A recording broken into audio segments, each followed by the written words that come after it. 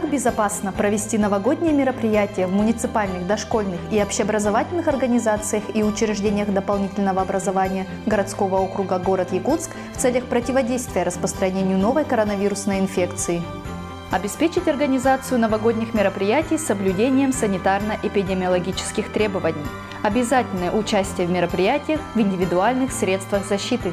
Обеспечить проведение праздничных мероприятий в пределах отдельных групп и классов.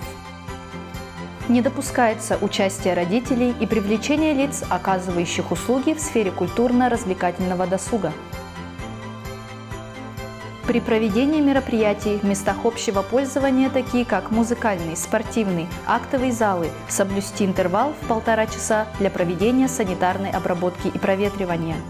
Пусть новогодние мероприятия пройдут безопасно.